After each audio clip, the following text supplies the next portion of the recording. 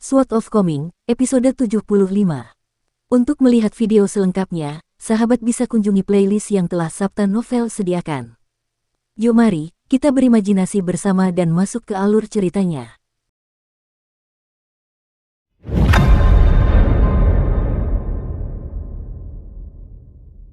Malam itu, seorang tamu tak dikenal datang ke bengkel pandai besi. Pria itu tampaknya berusia sekitar 30 tahun, dan dia cukup tinggi dan tegap, dengan kulit putih dan sepasang alis panjang yang ramping. Penampilannya yang elegan dan halus ditambah dengan perawakannya yang mengesankan menghadirkan kontras yang agak aneh untuk dilihat. Setelah mendapat informasi tentang kedatangan pria itu, Ruan Qiong mengatur penyambutan yang jauh lebih formal daripada yang telah disiapkannya untuk Cui Ming Huang, di mana keduanya hanya mengobrol sebentar di pintu masuk ruang pembuatan pedang. Pada kesempatan ini, ia memerintahkan Ruan Xiu untuk membawa sepasang kursi bambu, dan ia bahkan mengeluarkan 2 botol anggur berkualitas, satu untuk setiap orang. Pengunjung itu dengan senang hati menerima botol anggur itu, membuka segel tanah liat sebelum meneguknya, lalu tersenyum sambil berkata, "Anda benar-benar membuat pernyataan yang berani dengan apa yang Anda lakukan sebelumnya, Tuan Ruan. Saya tidak tahu bagaimana reaksi Istana Kekaisaran untuk saat ini, tetapi sebagai pejabat pengawas Tungku yang baru ditugaskan dan pejabat kepala daerah Mata Air Naga, Anda telah menyelamatkan saya dari banyak masalah. Seharusnya aku yang membawa anggur yang enak untuk mengunjungimu, tetapi aku mendengar tentang apa yang terjadi dalam perjalanan ke sini, jadi aku terburu-buru untuk sampai di sini, dan karena tergesa-gesa, aku melewati toko di Dragon Reading Alley. Aku berutang 2 kendi besar anggur bunga aprikot kepadamu." Tuan Ruan melambaikan tangannya sambil berkata, "Tidak perlu basa-basi seperti ini. Jika negosiasi kita berjalan lancar di sini, kita akan punya lebih banyak kesempatan untuk mengobrol sambil minum anggur di masa mendatang, dan jika negosiasinya tidak berjalan lancar, maka kamu tidak perlu repot-repot berusaha mendekatiku." Pria itu tertawa terbahak-bahak, dan dia tampak lebih seperti pahlawan yang bepergian daripada seorang pejabat Istana Kekaisaran Li Agung. Dia menyeka bibirnya sendiri dengan lengan bajunya, lalu meletakkan botol anggurnya ke lututnya, dan tampaknya dia akan membahas sesuatu yang serius dengan Ruan Qiong. "Seperti yang saya yakin Anda sudah tahu, pegunungan di sini ditutup oleh Istana Kekaisaran selama tahun puncak musim semi. Tentu saja, itu hanya penjelasan resmi yang diberikan oleh Kementerian Pendapatan. Menurut catatan sejarah setempat, alasan sebenarnya mengapa gunung-gunung itu ditutup adalah karena di tengah-tengah gunung yang dikenal sebagai Gunung Tulang Naga, sepotong besar panggung pembantai naga yang terbentuk secara alami muncul. Sebelum datang ke sini, saya mengadakan pertemuan dengan Yang Mulia, dan saya diberitahu secara eksplisit bahwa panggung pembantai naga akan dibagi antara kuil angin salju tempat Anda berada, dan gunung bela diri sejati. Adapun apa yang akan kalian lakukan dengan panggung pembantai naga, apakah kalian memilih untuk menggalinya, membaginya, menyimpannya di tempat asalnya, atau membawanya kembali ke sekte kalian masing-masing, itu sepenuhnya terserah pada kedua sekte kalian, dan Kekaisaran Li Agung tidak akan ikut campur dalam keadaan apapun. Sebenarnya, jika Anda memerlukan bantuan dari Kekaisaran Li Agung, misalnya, Anda memerlukan 2 kera pemindah gunung muda di bawah kendali Kekaisaran Li Agung untuk menghancurkan gunung dan menyingkapkan panggung pembantai naga, maka sampaikan saja permintaan Anda, dan kami akan dengan senang hati memenuhinya. Itu adalah ketulusan yang ditunjukkan oleh Kekaisaran Li Agung Anda, kata Guru Ruan sambil tersenyum. Pejabat pengawas Tungku baru itu juga tersenyum, dan baru saja hendak mengatakan sesuatu, Guru Ruan melanjutkan, "Sebelum datang ke sini, kuil salju angin dan gunung bela diri sejati telah mencapai kesepakatan mengenai panggung pembantaian naga, di mana kuil salju angin, gunung bela diri sejati, dan saya masing-masing mengambil 1/3 bagian. Saya yakin Anda sudah mendengar dari kaisar Anda bahwa saya berencana untuk mendirikan sekte di sini, dan itulah sebabnya putri saya dan saya telah memisahkan diri dari kuil angin salju. Tidaklah tepat bagi saya untuk mendirikan sekte saya kapanpun dalam 60 tahun ke depan, tetapi selama Kekaisaran Li Agung Anda tidak melakukan apapun yang dapat mengganggu saya akan memilih sebuah gunung di sini pada akhir periode 60 tahun sebagai lokasi untuk sekte saya di masa mendatang." Petugas pengawas Tungku yang baru itu tidak berusaha menyembunyikan kegembiraannya setelah mendengar ini. Bahkan, sepertinya inilah yang selama ini ia tunggu-tunggu, dan ia segera menjawab, "Tenang saja, Tuan Ruan. Selain Gunung Cloud Drape, ada 61 gunung di Kekaisaran Li Agung kita, dan kalian dapat memilih 3 di antaranya untuk dijadikan lokasi sekte kalian di masa mendatang. Jika kalian tidak ingin membuat keputusan sekarang, aku dapat menunjukkan kepadamu peta topografi gunung baru dan lama untuk Jewel Small World, lalu mengajak kalian melihat gunung-gunung itu sebelum kalian membuat keputusan. Bagaimana menurutmu? Akan sangat bermanfaat bagi kekaisaran manapun untuk memiliki seorang kultivator hebat sekelas Ruan Qiong yang menetap di dalam batas wilayahnya. Secara khusus, Ruan Qiong jelas memiliki niat untuk menetap secara permanen di sini, daripada hanya tinggal di Kekaisaran Li Besar untuk sementara waktu sebagai tetua tamu, penasihat, atau pembimbing kekaisaran. Oleh karena itu, dia akan menjadi bagian tak terpisahkan dari kekaisaran, dan bukan hanya sekadar aksesori. Bahkan jika Kaisar Kekaisaran Li Agung berada di tempat pejabat pengawas Tunku, dia niscaya akan sangat gembira mendengar ini. Kekaisaran Li Agung dipenuhi dengan seniman bela diri yang kuat, dengan Song Changjing sebagai pemimpinnya, dan sejauh ini memiliki seniman bela diri terbanyak di 5 tingkat tengah dari semua kekaisaran di benua botol harta karun timur. Namun, jumlah pembudidaya abadinya sangat sedikit, jauh lebih sedikit dari yang seharusnya dimiliki oleh kekaisaran kuat seperti Kekaisaran Li Agung, dan itu selalu menjadi perhatian kaisar.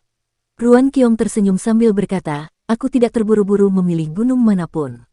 Sejujurnya, selain gunung Cloud Drape, yang tidak ingin kau tawarkan kepadaku, tidak ada gunung lain yang menarik bagiku sama sekali. Ekspresi canggung muncul di wajah pejabat pengawas Tunku muda itu. Sebelum datang ke sini, baik gurunya maupun Kaisar Kekaisaran Li Agung telah berspekulasi bahwa ada kemungkinan Ruan Qiong akan mendirikan sektenya di Kekaisaran Li Agung, tetapi kemungkinannya jelas agak tipis. Alasannya adalah karena Kekaisaran Li Agung benar-benar tidak punya cukup hal untuk ditawarkan kepada Ruan Qiong.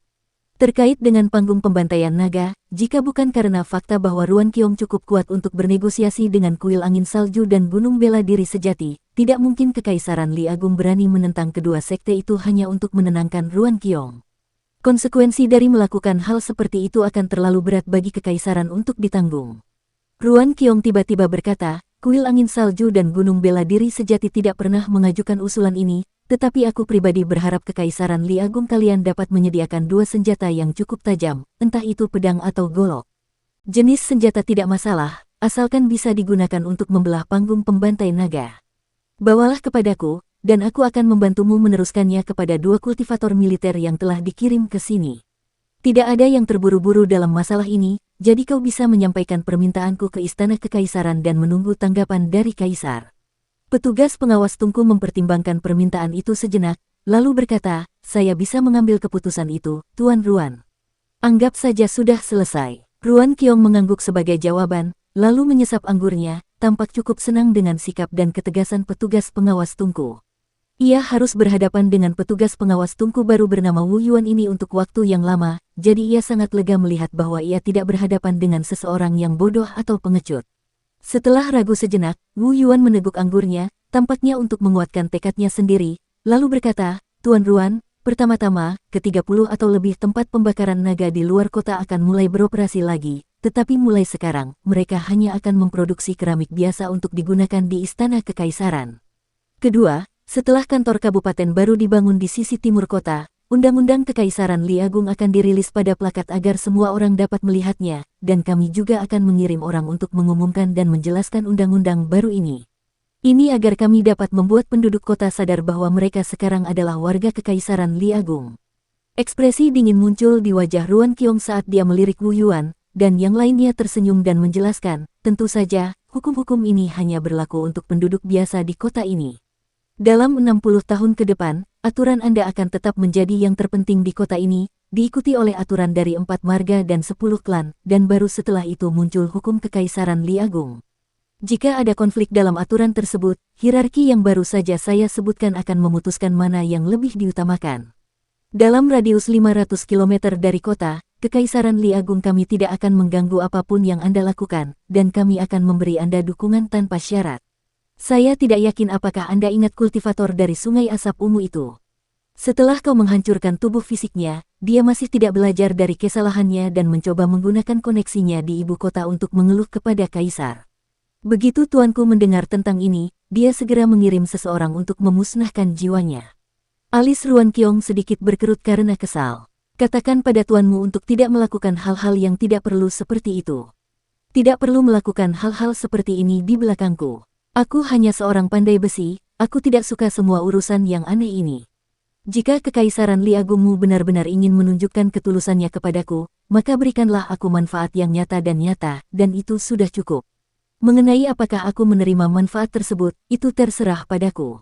Lagi pula, jika aku benar-benar ingin membunuh sampah dari sungai asap ungu itu, apakah menurutmu dia akan bisa lolos? Jika aku benar-benar ingin membunuh seseorang, siapa di Kekaisaran Li Agung yang bisa menghentikanku? Bahkan jika kau bisa menemukan seseorang yang mampu menghentikanku, apakah mereka bersedia menentangku? Wajah Wu Yuan sedikit memucat saat dia berkata dengan suara agak tegang, aku akan mengingatnya, Tuan Ruan. Ruan Qiong tidak ingin membuat percakapan menjadi terlalu bermusuhan. Bagaimanapun, ini baru pertemuan pertama mereka, dan akan terlalu berlebihan jika mengharapkan Wu Yuan tahu persis apa yang diinginkannya dan bertindak sesuai keinginannya.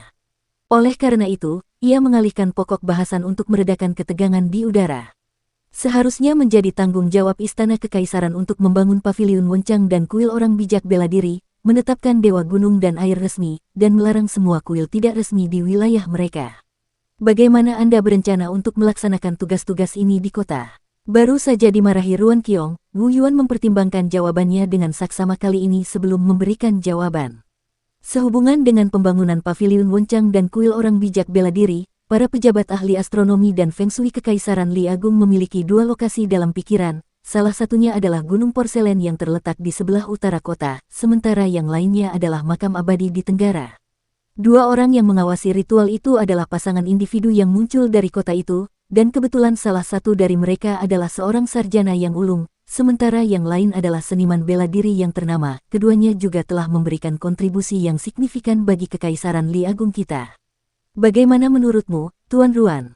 Ruan Qiong menjawab dengan nada serius, saya tidak keberatan dengan dua orang yang Anda pilih, tetapi apakah Anda sudah memutuskan lokasinya? Apakah Anda sudah berkonsultasi dengan Pak Tua yang untuk mendapatkan pendapatnya terlebih dahulu? Wu Yuan langsung tercengang mendengar pertanyaan ini, lalu bertanya dengan nada hati-hati, Tuan Ruan, bolehkah saya bertanya siapakah Pak Tua yang? Ruan Qiong juga cukup terkejut mendengar ini, dan dia menyindir, Harimau Bordir bahkan tidak memberitahumu tentang Pak Tua yang sebelum mengirimmu ke sini untuk menjadi pejabat pengawas tungku kota.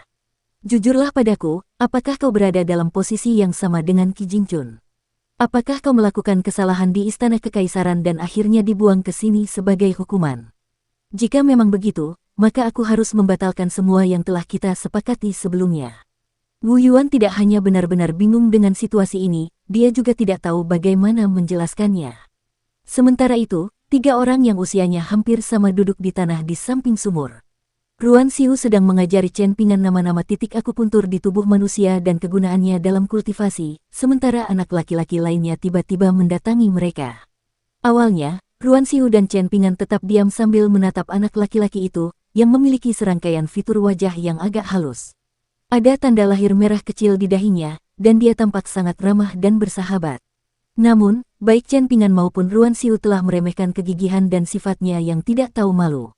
Senyumnya tidak goyah sedikit pun saat dia menoleh ke arah Chen Pingan dan Ruan Xiu dalam diam, dan setelah kebuntuan yang berlangsung beberapa menit, bocah itu tampaknya menyadari bahwa dia juga telah meremehkan tekad kedua orang di sampingnya, dan dia akhirnya memecah kesunyian, berbicara dengan fasih dalam dialek kota, memberitahu mereka berdua bahwa dia berasal dari ibu kota, dan bahwa dia datang ke sini bersama petugas pengawas tungku untuk melihat pemandangan.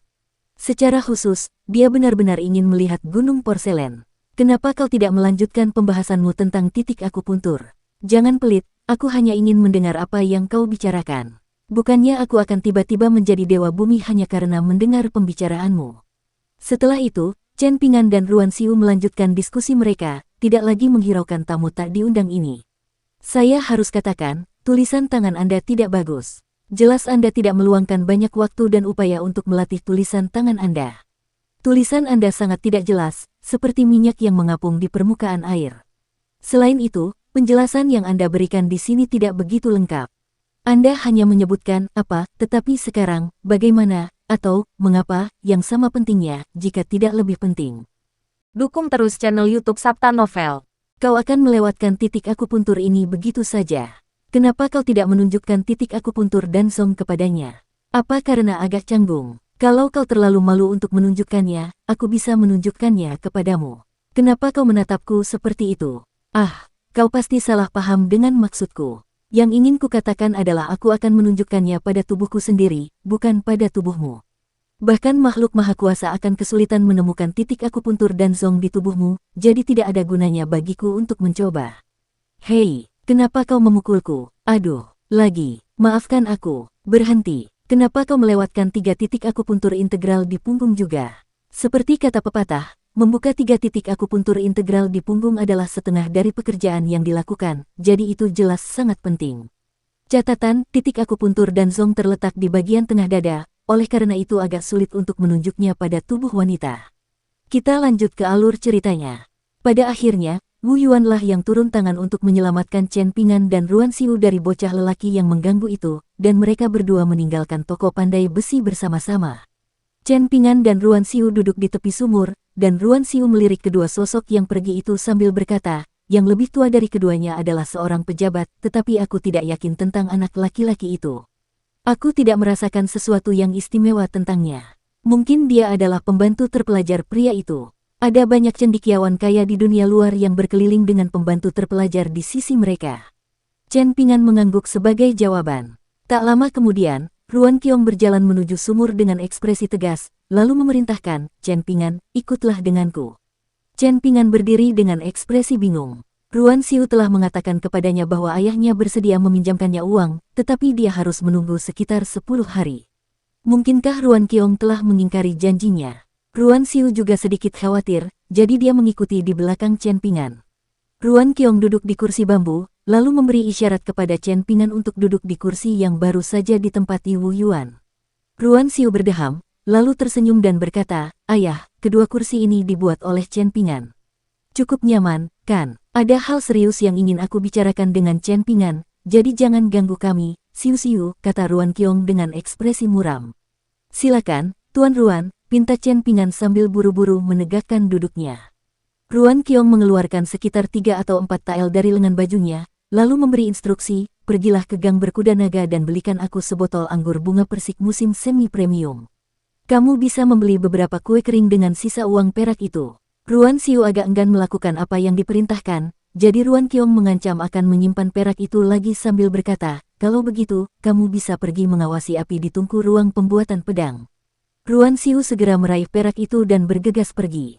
Setelah Ruan Xiu menghilang di kejauhan, Ruan Qiong menoleh ke arah Chen Pingan dan bertanya, "Chen Pingan, kamu punya 3 kantong koin tembaga saripati emas, benarkah?" "Ya," Chen Pingan segera menjawab sambil mengangguk. Ruan Qiong tampak agak senang dengan kejujuran Chen Pingan, dan ekspresinya sedikit mereda saat dia berkata, "Tidak ada penduduk kota ini yang memiliki 3 kantong koin tembaga saripati emas. Bahkan klan Song, yang memiliki kantong koin tembaga saripati emas terbanyak di antara 4 marga dan 10 klan di Jalan Keberuntungan dan Gang Daun Persik, hanya memiliki 2 kantong. Sedangkan sisanya, mereka hanya punya 1 kantong paling banyak. Selain mereka, ada 8 rumah tangga kecil di kota yang berhasil mengamankan 1 kantong koin tembaga saripati emas masing-masing sebagai ganti harta karun yang mereka miliki.